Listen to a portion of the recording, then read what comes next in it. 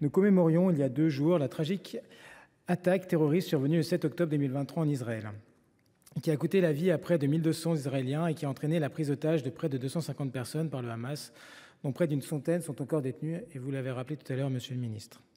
Je tiens à adresser tout mon soutien aux victimes et à leurs familles, mais aussi au peuple israélien et aux Français de confession juive qui ont été blessés dans leur chair par cet acte d'une cruauté innommable.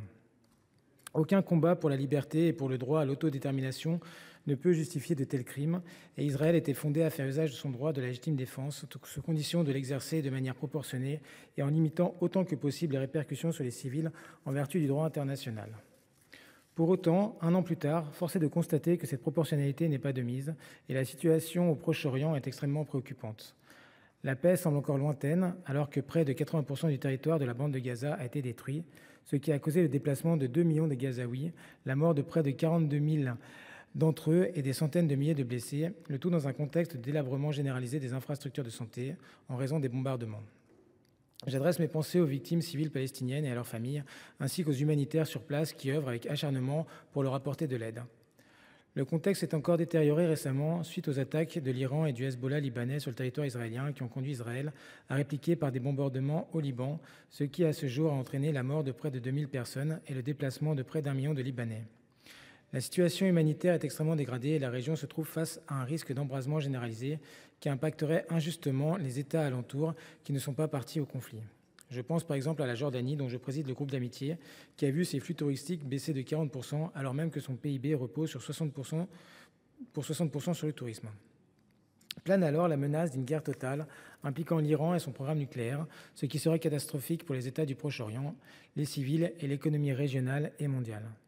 L'urgence est donc de parvenir à stopper l'escalade avant qu'une guerre totale ne devienne inexorable. Dans ce cadre, l'Union européenne, en tant que deuxième puissance mondiale, doit jouer un rôle clé dans la fourniture d'aide humanitaire et être un moteur dans les négociations en vue d'obtenir la paix. Le Conseil européen sera donc amené à se positionner sur ce point à l'occasion de sa prochaine réunion. Monsieur le ministre, j'ai appris qu'une aide de la France de 10 millions d'euros sera apportée au Liban et qu'ont également été fournis 2 postes sanitaires mobiles et 10 tonnes de matériel médical, tandis que l'Union européenne annonçait prévoir une aide de 30 millions d'euros supplémentaires. C'est une première étape pour laquelle je vous félicite, ainsi que la présidence de la Commission européenne, Ursula von der Leyen. Celle-ci a également indiqué que l'UE était prête à apporter un soutien supplémentaire en mobilisant tous les outils d'intervention disponibles, y compris en recourant au mécanisme de protection civile RescEU et à sa réserve. Pourriez-vous nous indiquer si la France compte soutenir une mobilisation de ce mécanisme au Conseil ? Le Liban en a en effet désespérément besoin de ce soutien pour faire face à la submersion des hôpitaux et aux pénuries de médicaments. En outre, selon des diplomates européens, les États-Unis auraient suggéré à Bruxelles de réactiver sa mission d'assistance au poste frontière de Rafah afin de surveiller le point de passage de l'aide humanitaire provenant d'Égypte. Cette reprise de la mission d'assistance sera-t-elle abordée au prochain Conseil européen et vous paraît-elle d'actualité ? Par ailleurs, il va sans dire que la situation humanitaire à Gaza, comme au Liban, ne sera pas soutenable à long terme sans l'obtention d'un cessez-le-feu total et immédiat et la reprise du processus de paix entre Israël et la Palestine. Or, j'ai cru comprendre que les États membres ne parvenaient pas à se mettre d'accord sur la prise de mesures tangibles visant à initier une désescalade et sur une déclaration commune demandant l'arrêt des interventions militaires au Liban et à Gaza. Une pression diplomatique accrue et coordonnée est pourtant cruciale si nous souhaitons qu'il soit mis fin à cette spirale infernale de violence. Monsieur le ministre, pensez-vous que cette situation puisse se débloquer à l'occasion du prochain Conseil européen et que compte faire le gouvernement afin de parvenir à une position commune au sein de l'Union européenne ? Quelles sont les mesures envisagées concrètement pour parvenir à un cessez-le-feu ? Par exemple, la suspension de l'accord d'association entre l'Union européenne et Israël est-elle sérieusement envisagée par le Conseil ou cette méthode se heurte-t-elle au veto de certains États membres ?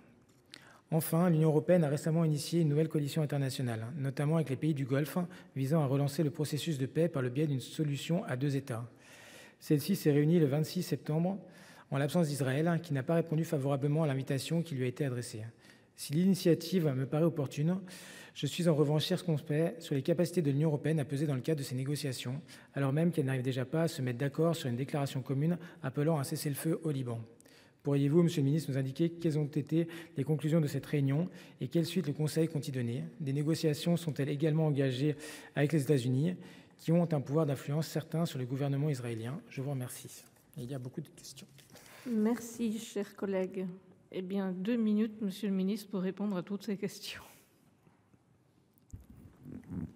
Merci Madame la Présidente. Monsieur le sénateur, je dois souligner qu'il y a certains éléments, notamment une des réunions auxquelles vous avez fait référence, sur lesquels je n'ai pas les éléments, donc je m'engage à revenir vers vous pour avoir des éléments plus précis là-dessus. Vous l'avez dit, notre objectif est à la fois de mobiliser tous nos partenaires en vue de soutien à la population civile et l'aide humanitaire, la désescalade dans la région et le retour d'un processus de dialogue politique.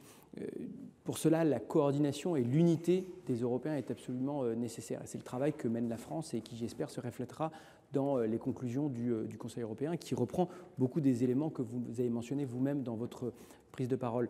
La coordination est aussi nécessaire pour aider ceux qui souhaitent quitter la région, et on l'a eu notamment pour certains des ressortissants qui sont actuellement au Liban, pour être soutenus, ressortissants européens des différents États membres. Et je voudrais souligner aussi l'effort tout particulier qu'accorde la France à l'aide humanitaire. J'ai mentionné le voyage du ministre des Affaires étrangères, Jean-Noël Barrot, au Liban, qui a permis de délivrer 12 tonnes d'aide humanitaire. Et la France accueillera le 24 octobre une conférence des donateurs pour réunir tous les bailleurs pour continuer à soutenir le Liban. C'est évidemment au cœur de nos priorités et vous le retrouverez dans l'action de la France au sein des négociations du Conseil.